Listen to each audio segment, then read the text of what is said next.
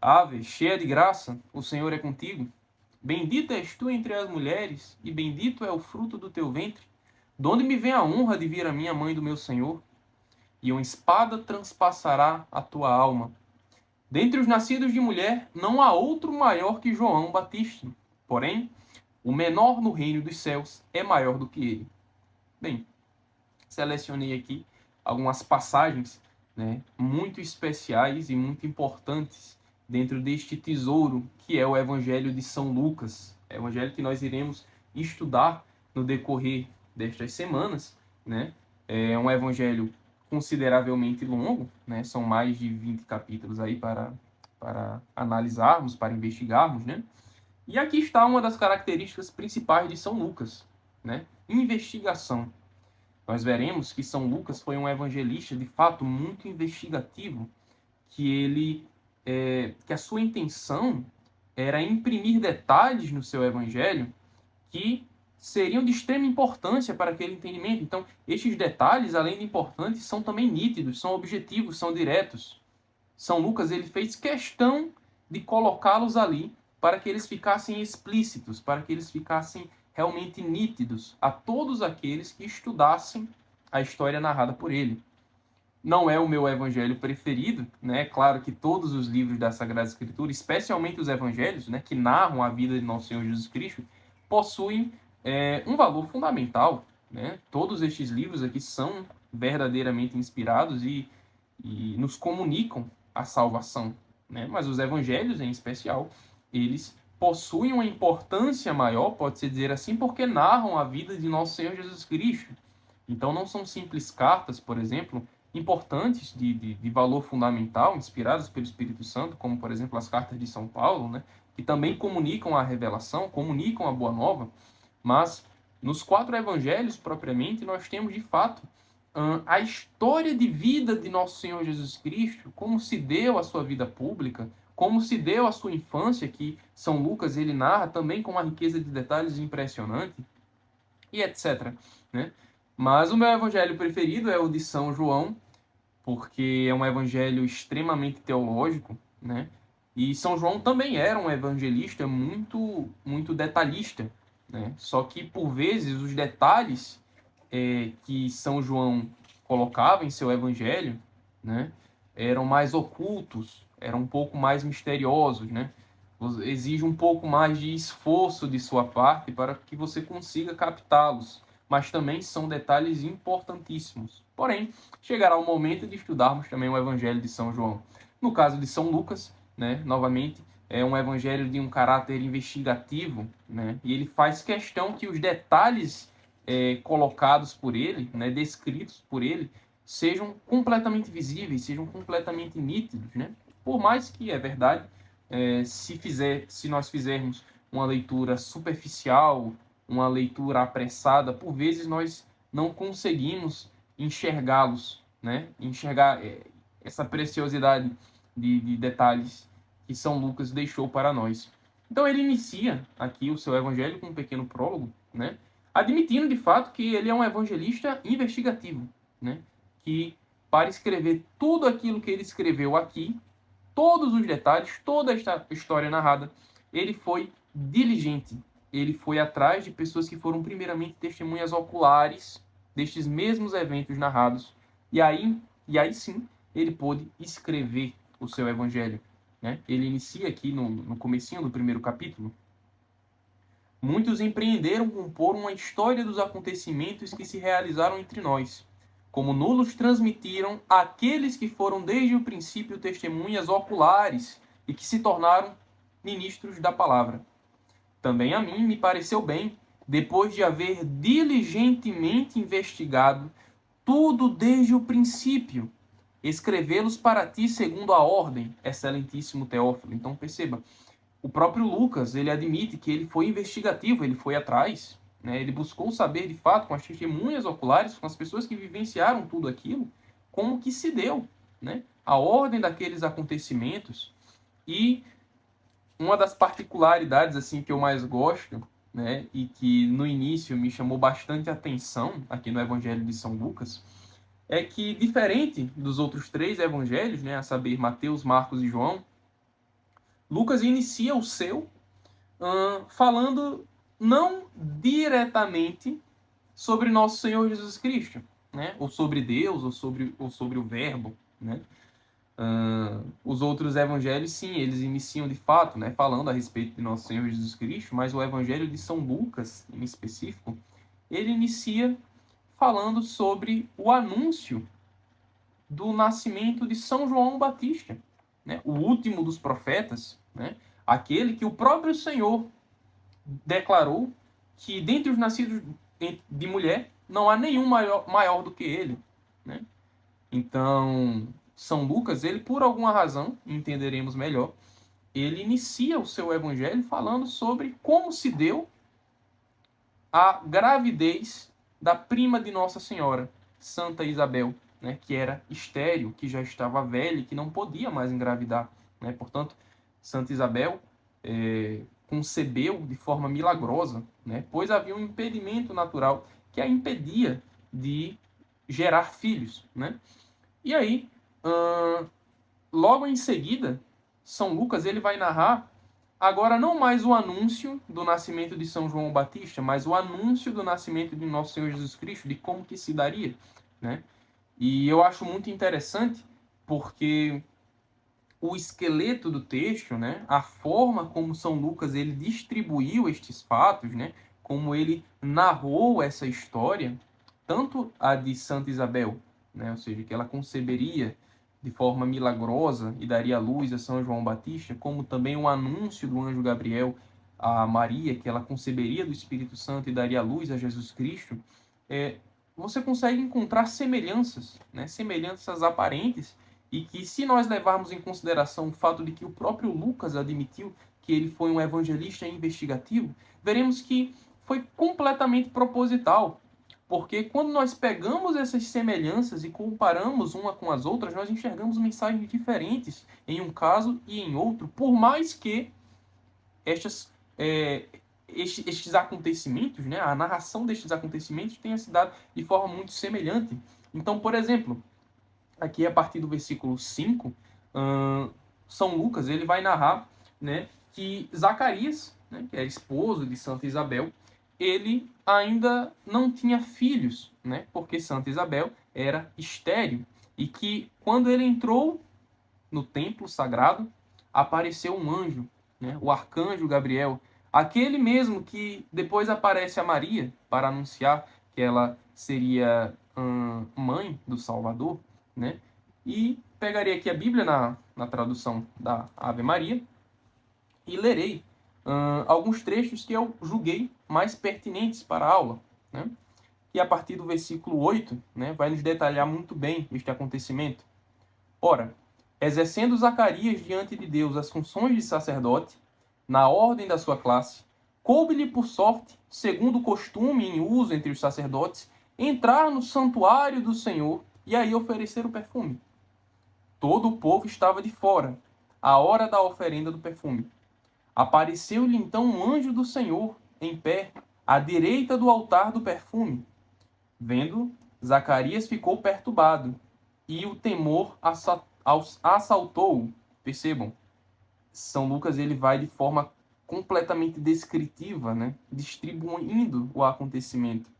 Mas o anjo disse-lhe: não temas, Zacarias, porque foi ouvida a tua oração. Isabel, tua mulher, vai dar-te um filho, e tu o chamarás João. Ele será para ti motivo de gozo e alegria, e muitos se alegrarão com o seu nascimento, porque será grande diante do Senhor, e não beberá vinho nem licor, e desde o ventre de sua mãe será cheio do Espírito Santo. Ele converterá muitos dos filhos de Israel ao Senhor seu Deus, e irá diante de Deus com o espírito e poder de Elias para reconduzir os corações dos pais aos filhos e os rebeldes à sabedoria dos justos, para preparar ao Senhor um povo bem disposto. Aqui no versículo 18, Zacarias perguntou ao anjo: como terei certeza disso? Pois sou velho e minha mulher é de idade avançada. O anjo respondeu-lhe: eu sou Gabriel, que assisto diante de Deus, e fui enviado para te falar e te trazer esta feliz nova. Eis que ficarás mudo, e não poderás falar até o dia em que estas coisas acontecerem, visto que não deste crédito às minhas palavras, que se hão de cumprir a seu tempo. Então, percebam o que acontece aqui, né? Zacarias, que era sacerdote, ele entra no santuário para oferecer o perfume, e então aparece, né, diretamente do céu o arcanjo Gabriel, São Gabriel, e anuncia a ele que acontecerá uma maravilha em sua vida, né? Que a súplica, que o pedido de sua esposa Isabel foi ouvido por Deus, e que agora ela conceberá e dará à luz a São João Batista.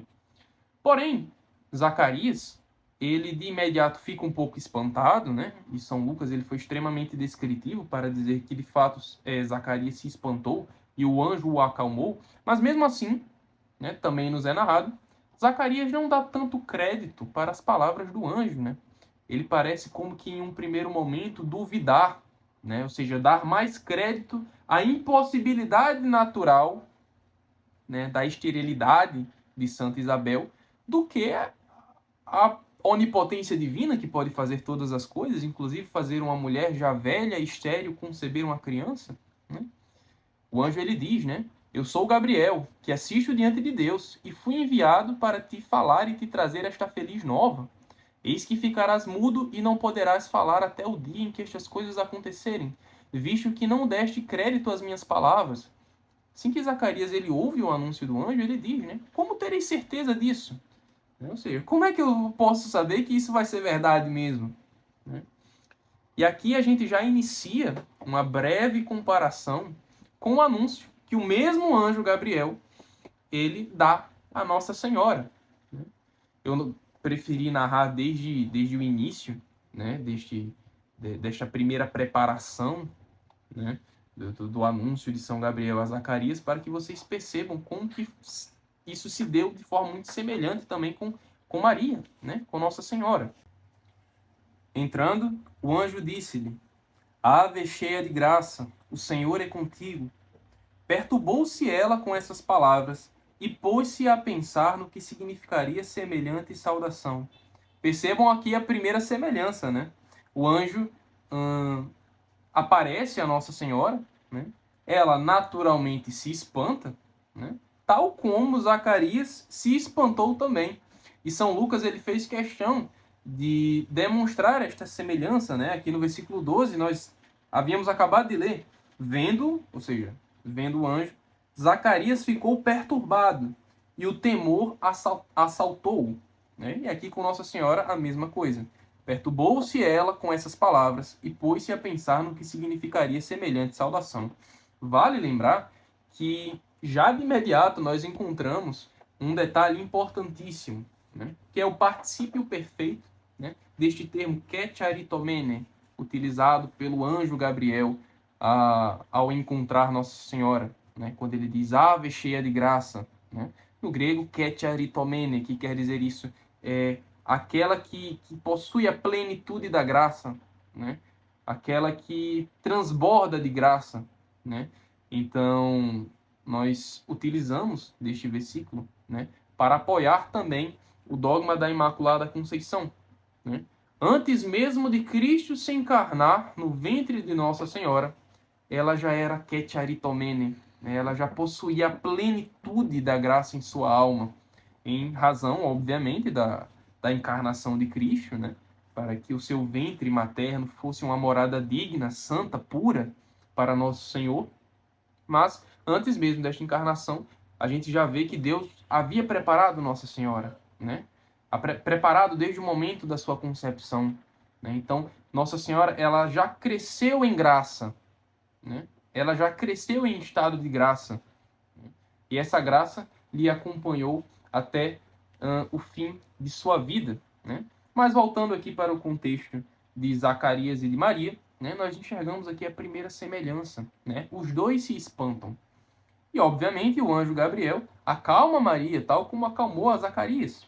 Não temas, Maria, pois encontraste graça diante de Deus. Eis que conceberás e darás à luz um filho, e lhe porás o nome de Jesus. Ele será grande e será chamado Filho do Altíssimo, e o Senhor Deus lhe dará o trono de seu pai Davi, e reinará eternamente na casa de Jacó, e o seu reino não terá fim. Percebam, aqui já encontramos a segunda semelhança, né? O anjo Gabriel não somente diz que Nossa Senhora dará à luz um filho, mas também diz qual será o seu nome, certo? E descreve ainda mais o que se dará após isto, né? E o Senhor Deus lhe dará o trono de seu pai Davi e reinará eternamente na casa de Jacó, tal como no anúncio a Zacarias, que ele seria pai de São João Batista, né? O anjo também descreve o que acontecerá após isto, né? Não somente diz que o nome da criança será João, como também descreve qual será a sua missão. Ele será para ti motivo de gozo e alegria, e muitos se alegrarão com o seu nascimento, porque será grande diante do Senhor, enfim. Então percebam, esta aqui já é a segunda semelhança. Então, aparentemente, São Lucas ele está querendo nos mostrar alguma coisa, né?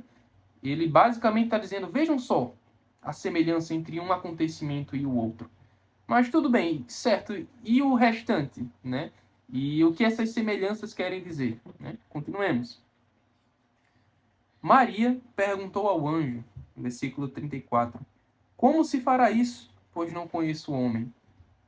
Percebam, vamos utilizar aqui tanto o versículo 34, que acabo de ler, como também o versículo 18 do mesmo capítulo, onde Zacarias questiona o anjo, como terei certeza disso, pois sou velho e minha mulher é de idade avançada?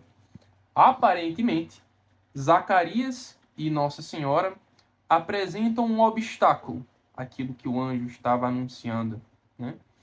No caso de Zacarias, ele diz que sua esposa, né, Santa Isabel, era estéril e já estava velha. No caso de Nossa Senhora, ela pergunta, como se dará isso se eu não conheço o homem?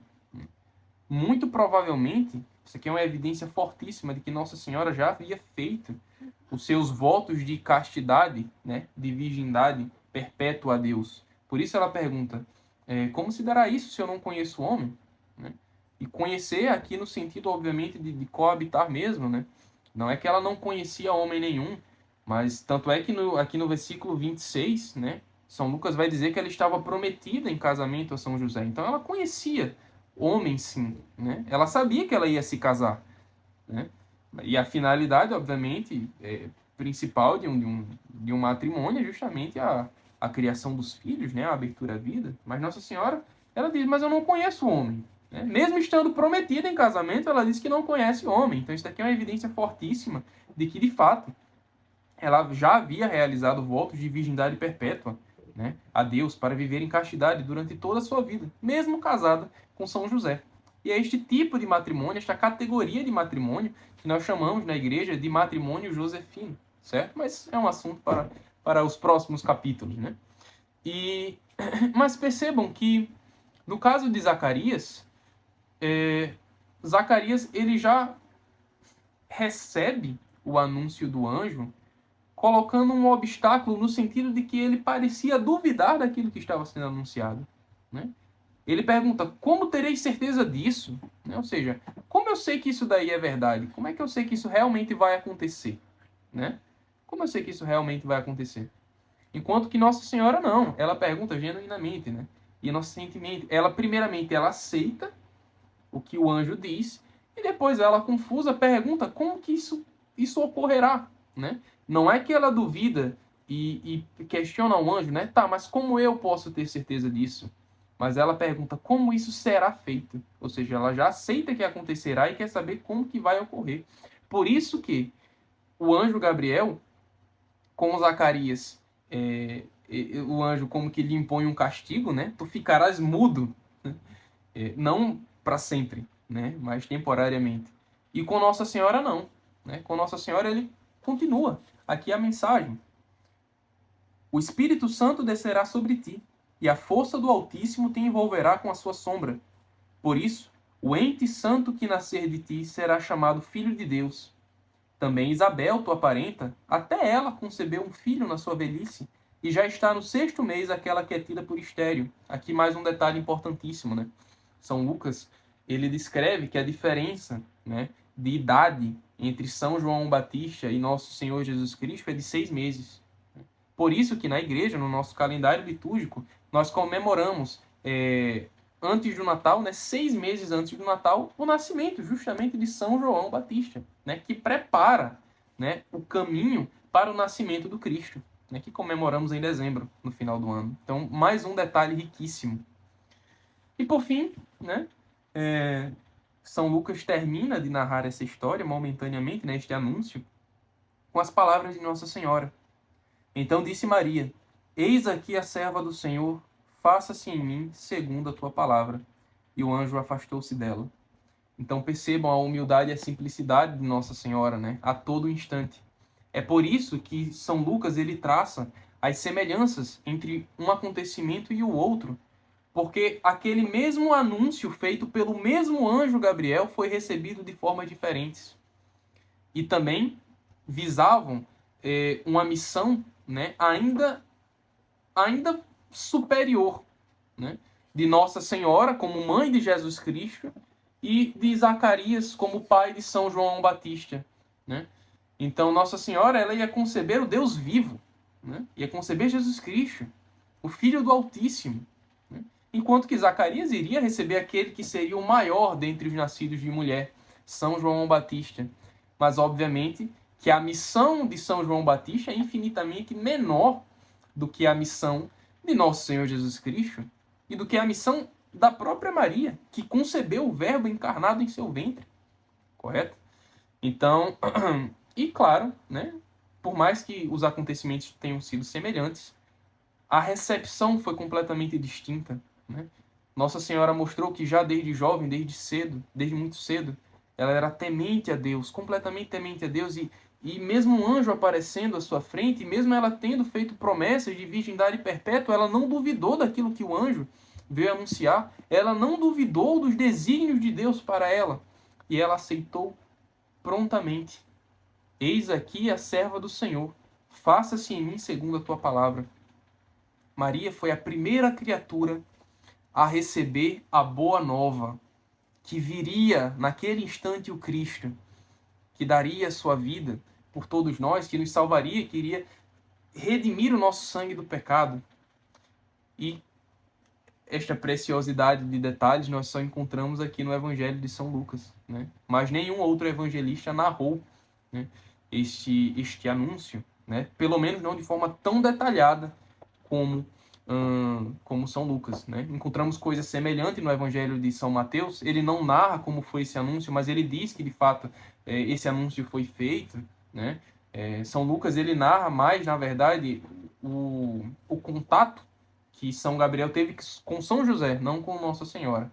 Mas percebam, né, este tesouro aqui presente no anúncio do anjo Gabriel a Maria, que ela conceberia o Cristo, né? Esta é a nossa aula magna a respeito do Evangelho de São Lucas, né? Poderia ser uma aula muito maior, né, se fizéssemos do capítulo inteiro, mas vamos dividir, né, em partes todos estes capítulos aqui, né? Lembrando que o capítulo ainda nem se encerrou, ainda teremos a visita de Nossa Senhora, sua prima Isabel, e estudaremos melhor, né, cada um destes eventos narrados por um evangelista tão criterioso, né, tão diligente, tão investigativo como São Lucas. Que Nossa Senhora nos abençoe, juntamente com o seu Filho, Jesus Cristo, e que São Lucas interceda por nós. Em nome do Pai, do Filho e do Espírito Santo.